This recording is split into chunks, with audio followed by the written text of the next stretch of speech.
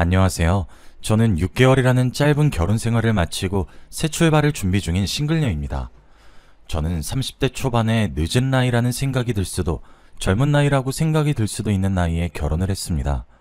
결혼이 애들 소꿉놀이도 아니고 도대체 무슨 사연으로 결혼 생활을 고작 5개월밖에 하지 않았냐고 하시는 분들도 계실 텐데 제가 이혼을 하게 된 결정적인 이유는 바로 시어머니 때문입니다. 저희 시어머니께서는 미신을 지나칠 정도로 맹신하고 좋아하세요. 무당말이라면 자다가도 벌떡 일어나시는 분이시죠. 여러분들은 제 이야기를 듣고 어떤 생각을 하실지 궁금해서 이렇게 사연을 보내봅니다. 저는 미신도 믿지 않고 신도 믿지 않아서 딱히 믿는 종교가 없어요. 저희 집안이 불교긴 하지만 부모님께서 종교 강요를 하지 않아서 무교로 살아가고 있어요. 어릴 때야 멋모르고 부모님이 가시니까 아무 생각 없이 절에 따라가긴 했었어요. 딱 거기까지일 뿐 어느 정도 커선 절에도 안 가고 아무런 종교 없이 살았어요. 저는 처음 결혼 조건에 종교 생활은 각자 하면 되니까 그닥 중요한 부분이 아니라고 생각했어요. 하지만 한 번의 파혼 경험으로 종교도 상당히 중요한 부분을 차지한다는 걸 알게 되었죠. 예전에 모태신앙이었던 기독교 남자친구를 만난 적이 있었어요. 제가 사람을 볼 때 외모나 키같이 외향적인 면보다는 사람 됨됨이를 많이 보는 편이에요. 전 남자친구는 저와 웃음 코드도 되게 비슷하고 굉장히 다정한 사람이었어요. 이 사람과 만나면서 결혼까지 하게 된다면 남은 인생 행복할 것 같다는 생각을 했었죠. 전 남자친구는 제게 결혼하자고 청혼을 했고 저는 기쁜 마음으로 받아들였어요. 그렇게 저희는 상견례를 했고 전 남자친구의 부모님을 만나 뵙게 되었죠. 저는 시댁 집안이 모태신앙 기독교인 것도 알고 있었어요. 하지만 자신들의 종교를 제게 억지로 강요할 생각은 없다고 하더라고요. 그래서 더욱더 결혼을 결심하게 되었고 그때까지 아무 일 없이 괜찮았어요. 하지만 결혼 날짜를 잡고 이런저런 이유로 계속 전 남자친구의 부모님을 만나게 되었는데 만날 때마다 예수님이 어쩌고 얘기를 하면서 은근슬쩍 교회 얘기를 계속 하시는 거예요. 이제 둘이 결혼할 사이이고 우리 집 식구가 될 건데 우리랑 같이 교회 다니는 게 어때? 예배도 같이 가고 말이야. 새벽 기도는 가라는 말 안 할게. 어머님, 종교 강요는 안 하신다고 하셨었잖아요. 저는 교회 다닐 생각이 없어요.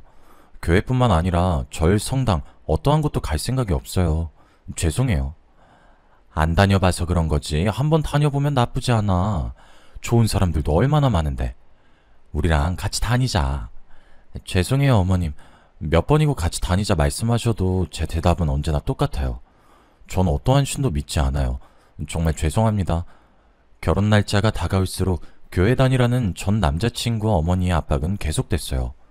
자꾸 전 남자친구 어머니와의 의견이 부딪히니 결혼이 망설여지더라고요. 아직 결혼 전인데도 이러시는데 결혼 후엔 얼마나 강요하실까 겁이 났어요. 그래서 저는 전 남자친구에게 이별을 구했고 저희는 파혼을 했어요. 처음엔 어떤 종교를 가졌든 서로의 종교관에 대해 이해해주면 괜찮을 것 같았는데 이젠 무교가 아니라면 결혼하고 싶은 마음이 완전히 사라져버렸어요. 하지만 무교인지 아닌지 계속 확인해보면서 만날 수도 없는 노릇이라 그 뒤로는 결혼할 거라는 생각은 버리고 정말 가볍게 만났었어요. 그러다 우연히 친구 생일 파티에 초대되어서 간 적이 있었어요. 친구들과 섞여서 이야기도 하고 게임도 하면서 즐거운 시간을 보내고 있었죠. 재밌게 놀고 집으로 돌아가려고 하는데 누군가 저를 부르더라고요. 저를 부르는 소리에 뒤돌아보니 아까 같이 놀던 사람들 중 한 명이더라고요. 뛰어온 건지 손으로 다리를 짚으면서 고개를 숙인 채 숨을 헐떡이고 있는 거예요. 어느 정도 안정이 됐을 때 머리를 매만지더니 수줍게 자신의 휴대전화를 제게 내밀더라고요. 제가 가만히 그분의 휴대전화를 바라보기만 했고 그분은 휴대전화를 다시 가지고 가는 거예요. 번호 달라는 건 실례죠? 잠시만요. 이거 제 번호거든요. 괜찮으시다면 연락주세요. 싫으시다면 번호 적힌 종인 그냥 버리셔도 괜찮아요.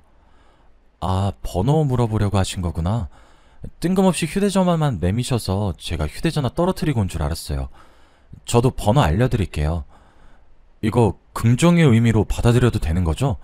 지은씨도 제가 마음에 드는 거죠? 혹시 거절하면 제가 민망할까봐 예의상 주신 건데 제가 오해한 건가요? 아니에요. 저도 승우씨 마음에 들어요. 그래서 번호 드리는 거예요. 저 아무한테나 번호 주고 그런 사람 아니에요.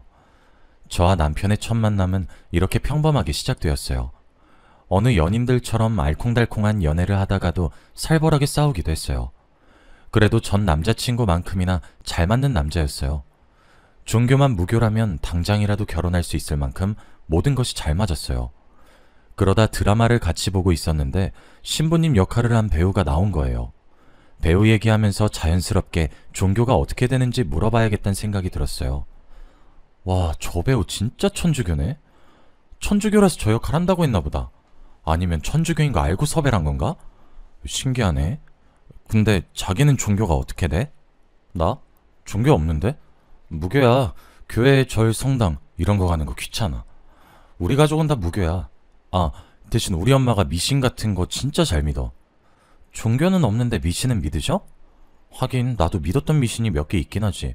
문지방 밟으면 안 된다거나 빨간 글씨로 이름 쓰면 안 된다거나 그런 거. 우리 엄마는 그런 것도 믿고 무당말도 잘 믿어. 아, 진짜 같이 살면 피곤해. 빨리 내가 나가 살든가 해야지. 피곤한 아줌마야 정말. 그래도 귀여우시네. 미신 우리 어렸을 때나 열심히 믿었던 것 같은데 어머님이 되게 순수하신 것 같아. 아직까지 믿는 거 보면. 남자친구는 제가 그토록 바라던 대로 무교 집안이었어요. 대신 어머님께서 미신을 잘 믿으신다고 하시는 거예요. 저도 예전에 믿었던 미신들이 있었고 흔하게 누구나 하나쯤은 믿는 미신들이 있잖아요. 그래서 미신쯤이야 별거 아니라고 생각하고 신경을 안 썼어요. 저는 이 미신이 제 발목을 잡을 줄은 꿈에도 몰랐지만요. 남자친구가 무교란 이야기를 들은 후로 결혼이 더 하고 싶었어요. 전 남자친구보다 괜찮은 성격에 더군다나 무교라는데 안 할 이유가 없잖아요. 저는 남자친구와의 결혼을 결심했고 쇳불도 단김에 빼란 말이 있듯이 결혼을 결심한 순간부터 프로포즈 준비를 하기 시작했어요. 꼭 남자가 프로포즈 하라는 법은 없으니 제가 먼저 프로포즈를 했어요. 그런데 하필 남자친구도 그날 프로포즈를 준비하는 바람에 맛 프로포즈가 되어버렸어요. 서로 프로포즈 하겠다고 깊숙이 숨겨놓은 반지를 주섬주섬 꺼내는데 얼마나 웃겼는지 몰라요. 각자 앞에 놓여진 반지를 보며 한참 동안이나 배 잡고 웃었어요. 어쩜 타이밍이 이렇게 기가 막히냐고 천생연분이라고 했어요. 그렇게 저희는 각자가 준비해온 반지를 서로에게 끼워주었고 결혼을 약속했어요. 저희는 결혼을 허락받으려고 양가 부모님을 만나서 인사를 드렸어요. 처음 예비 시어머니를 만났을 땐 너무나도 평범한 분이셨어요. 미신을 많이 믿으신다고 들은 것과는 달리 집안도 되게 깔끔했어요. 이게 편견일 순 있지만 제가 사실 시댁에 들어가기 전에 부적이 방방곳곳 엄청 많이 붙여진 집안을 상상했었는데 고작 입구에 붙어진 거 하나밖에 없더라고요. 전 남자친구 어머니는 교회 다닐 것을 엄청 강요했던지라 어머님도 제게 미신을 강요할 줄 알았어요. 예상과 달리 평범한 얘기만 오갔고 갈 때쯤에야 부적 하나를 슬쩍 내밀더라고요. 이거 지갑에 넣고 다녀요. 애군을 막아주는 부적이래요. 그래도 없는 것보단 나을 것 같아서. 부담스러우면 굳이 안 해도 돼요. 아니에요, 주세요. 이거 하나 넣어 다닌다고 지갑이 터진 것도 아닌데요, 뭐. 감사합니다. 처음 만나는 절인데 이렇게 저까지 신경 써주셔서요. 아유, 우리 아들이 여자는 기똥차게 잘 골랐네. 나를 닮아 보는 눈이 있어. 우리 아들은 내가 이런 거 주면 싫어하거든. 애미가 다 지 위에서 해주는 건데도 말이야. 제가 부적을 받을 줄 몰랐는지 처음엔 당황해 하시더니 이내 밝게 웃으셨어요. 요즘 이런 거 받는 젊은이 없다면서 이런 거 줬다가 매번 욕만 먹었다고 하시더라고요. 자식이니 잘 되라고 남자친구한테도 부적을 준 적 있는데 절대 안 받는다고 제게 하소연을 하셨어요. 어머님은 싹싹하고 이쁘다면서 저를 되게 좋아하셨어요. 하지만 저는 그 부적을 받지 말았어야 했고 이날을 두고두고 후회했어요. 저희는 상견례도 잘 마치고 아무 탈 없이 결혼을 무사히 진행했어요. 신혼여행을 마치고 신혼집에 들어왔더니 현관문에 부적이 하나 붙여져 있더라고요. 어머님, 현관문에 부적 붙여져 있던데 그거 뭐예요? 저희 집에 부적 안 붙여놓으셔도 돼요. 저희는 부적 없어도 괜찮아요. 앞으로 잘 살라고 붙여놓은 거야. 그거 붙이고 사는 게 좋다고 유명한 점쟁이가 그러더라고. 계속 붙이고 있어. 그리고 너 부적 좋아하잖아. 저번에 내가 준 거 지갑에 넣고 다니고 그러더만. 어머님, 저 부적 안 좋아해요. 어른이 주신 건데 안 받는 건 예의가 아닌 것 같아서 받은 거죠. 다음부터는 저희 집에 이런 부적 붙이지 마세요. 아셨죠? 알았다. 그렇게 하마. 이왕 붙여놓은 거니까 현관문에 붙어있는 건 건들지 말거라. 진짜 유명한 점쟁이가 해준 거라 비싸게 주고 만든 부적이야. 그러니 절대 건들지 말거라. 시어머니께서는 현관문에 붙은 부적에 대해서 신나게 말씀하시다가 부적 싫어하니 앞으로는 붙이지 말라는 제 말에 급격하게 목소리가 가라앉았어요. 다음부터는 안 그러겠다고 하시면서 현관문에 붙은 건 절대 떼지 말라고 강조하시더라고요.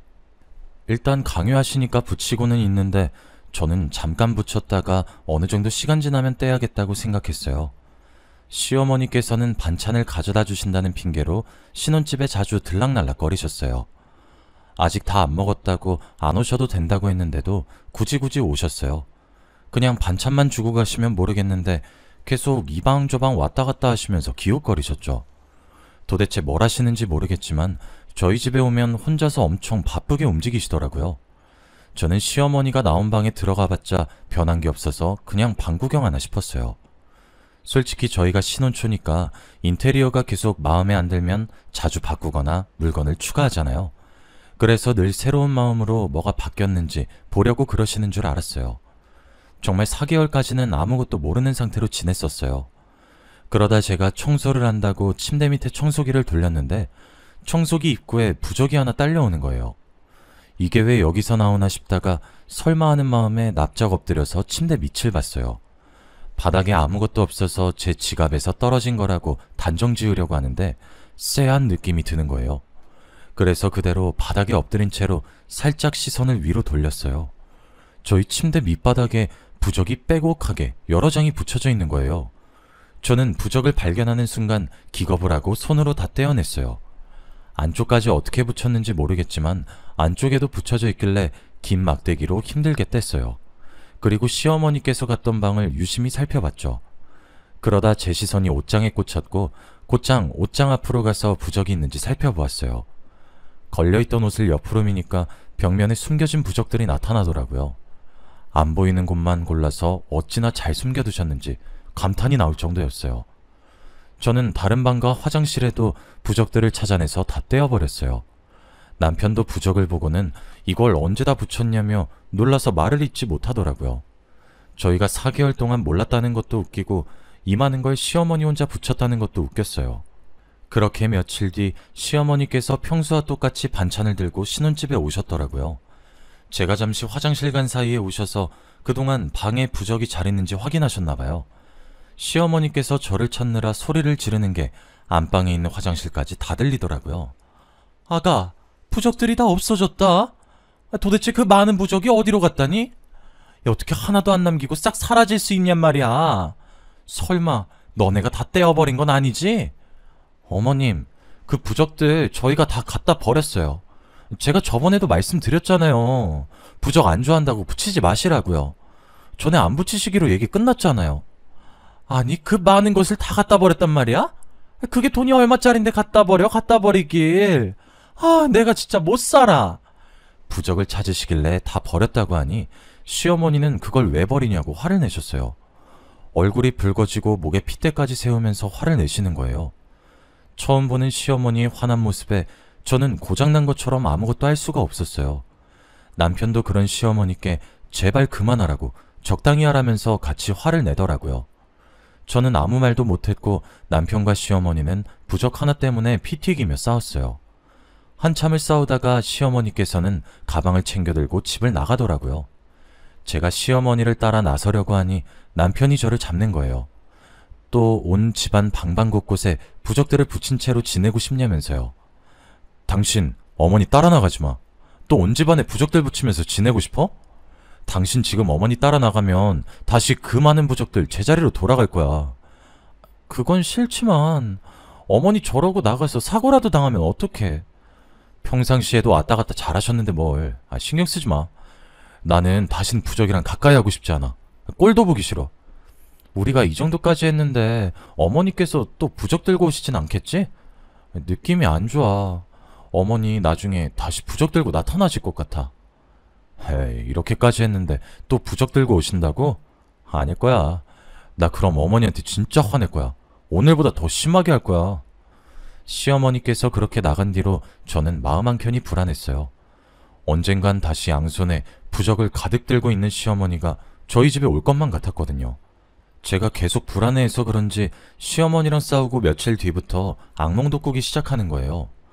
누군가가 무기가 될 만한 것들을 손에 들고 저를 뒤쫓아온다거나 제가 누군가에게 발각되지 않게 도망가서 숨는다거나 하는 악몽을 많이 꿨어요. 한 번은 가위에 눌린 것 마냥 아무것도 움직일 수가 없었고 말을 할 수도 없었어요. 몇 번이나 악몽에 시달리니까 기력이 쇠약해지더라고요. 친정어머니도 제 몰골을 보시더니 놀라서 보약을 지어주셨는데 아무리 기력에 좋은 음식을 먹어도 날이 갈수록 몸이 더 안 좋아졌어요. 남편은 혹시나 제가 병이라도 걸린 게 아닌지 엄청 걱정을 하더라고요. 병원에 가보는 거 어떠냐고 하는데 그 정도는 아니라고 병원에 가지 않았거든요. 그런데 갈수록 몸이 말라가고 힘도 쫙 빠지는 거예요. 진짜 병이라도 있나 싶어서 병원에 가봤더니 아무 이상이 없다고 하더라고요. 의사 선생님도 저를 보고 아무 병 없는 게 오히려 이상하다고 할 지경이었어요. 도대체 뭐가 문제인지 도통 모르겠더라고요. 잠시 요양이라도 떠나야겠다는 생각에 짐을 싸려고 옷장에 있는 옷들을 꺼냈는데 옷을 빼고 비어있는 틈 사이로 무언가가 보이는 거예요. 설마 하는 마음에 저번처럼 옷을 한쪽으로 밀었는데 또 부적이 나오는 거예요. 부적이 보이자마자 미친 사람처럼 온 집안을 헤집고 다녔어요. 저번이랑 똑같은 위치로 안방 침대 밑바닥에도 부적이 다닥다닥 붙어 있더라고요. 저는 집안에 붙어 있던 부적들을 찾아내서 모조리 다 떼어냈어요. 그리고 바로 시어머니께 전화를 했어요. 어머님, 도대체 이 부적들은 또 언제 붙이신 거예요? 도대체 왜 계속 붙이시는 거예요? 한동안 저희 집 안 오셨잖아요. 도대체 언제 와서 붙이신 거예요? 이번엔 오래 갈 줄 알았더니 그래서 그것도 다 떼서버렸니? 그건 우리 아들한테 좋다고 해서 붙인 거니까 네가 열낼 거 없다. 제발 부적 좀 붙이지 마세요. 네? 남편도 싫다고 하는데 왜 계속 그러는 거예요? 우리 아들이 싫어한다고? 누가 그러니? 나 그 부적 아들한테 허락받고 정정당당하게 붙인 거야. 네 남편도 내가 그 부적 붙인 거 알고 있다고. 남편이요? 거짓말하지 마세요. 제가 속을 줄 아세요? 저번에 그 애가 어머님한테 화낸 거 잊으셨어요? 그런 사람이 부적 붙이게 허락을 했다고요? 속는 셈 치고 하나 붙여줬더니 효과 좋은 것 같다고 더 붙여달라고 하던데 못 믿겠으면 네 남편한테 물어보든가. 그리고 너 요즘 몸 안 좋은 것 같다더라. 근데 지금 기력이 넘치네? 제 몸은 제가 알아서 할 거예요. 또 이상한 부적 쓸 생각이시면 접으세요. 내가 너한테 부적을 왜 쓰니? 돈 아깝게. 난 우리 아들을 위한 부적밖에 안 써. 제가 부적 때문에 따지자 시어머니는 남편에게 허락을 받고 저희 집에 부적을 붙였다고 하시는 거예요. 저번에 남편이 부적 싫다고 그렇게 화를 냈었는데 허락했다니 이해가 안 갔어요. 남편 퇴근 후에 물어봤더니 부적 붙인 뒤로 정신건강이 좋아진 느낌이라 더 붙이라고 했다더라고요. 그러더니 저한테 다 떼버렸냐고 묻더니 왜 뗐냐고 화를 내는 거예요. 저는 이제 더 이상 남편도 제정신이 아니란 생각을 했어요. 그러다 며칠 뒤 시어머니께서 또 신혼집에 와서는 문을 엄청 두드리는 거예요. 한창 반찬 자주 가져다 주실 땐 매번 문 열어드리기 귀찮아서 비밀번호를 가르쳐 줬었거든요. 제가 없을 때도 저희 집에 오는 것 같아서 시어머니 몰래 비밀번호를 바꿔버렸어요. 비밀번호가 맞지 않자 문이 부서지라 두드리셨어요. 저는 문을 열어줄까 말까 많이 망설이다가 계속 저렇게 놔두면 시끄러워서 주민들한테 피해줄까봐 문을 열어주었어요. 제가 문을 열어주자마자 십자가를 제 이마에 탁 소리가 날 만큼 세게 내려치더라고요. 너무 놀라기도 하고 아파서 손으로 이마를 감싸주었어요. 그랬더니 시어머니께서는 뭘 먹고 힘이 좋은 건지 제 손을 치우더니 다시 한번 탁 소리가 나게 십자가를 제 이마에 내려치시는 거예요. 제가 손으로 이마를 감쌀 틈도 없이 십자가를 다시 제 이마에 대더니 본인 주머니에 손을 넣고 무언가를 찝더라고요. 주머니에 있던 무언가를 꺼내서 제게 마구마구 던지기 시작했어요. 얼굴에도 맞고 몸에도 맞았는데 딱딱한 알갱이 같은 것들이라 너무 아프더라고요. 하지 말라고 울부짖어도 시어머니는 표정 변화 없이 계속 제게 던지시는 거예요. 떨어진 것들을 보니 무언가의 정체는 팥이었어요. 시어머니는 다시 주머니에서 팥을 움켜쥐더니 저를 보면서 물러가라를 외치며 다시 던지시더라고요. 우리 아들 나쁜 기운들 네가 다 가져간다고 해서 결혼시켜놨더니 부적을 다 떼버려? 그 부적이 어떤 부적인데 다 떼버렸단 말이냐? 잡기나 쉬인 게. 죽어! 죽어! 어머님, 그만하세요. 너무 아파요. 그러니까 제발 그만하세요. 네 꼴을 보아하니 역시 부적이 효과가 있었던 거야. 돈을 들인 보람이 있어. 우리 집안 망치는 이 흉물. 너는 우리 아들 액바지. 그 이상도 그 이하도 아니야. 시어머니는 무섭도록 싸늘한 표정을 하고 혼자서 무어라 중얼거렸어요. 그러더니 대뜸 죽으라고 소리치더니 다시 중얼중얼 거리더라고요.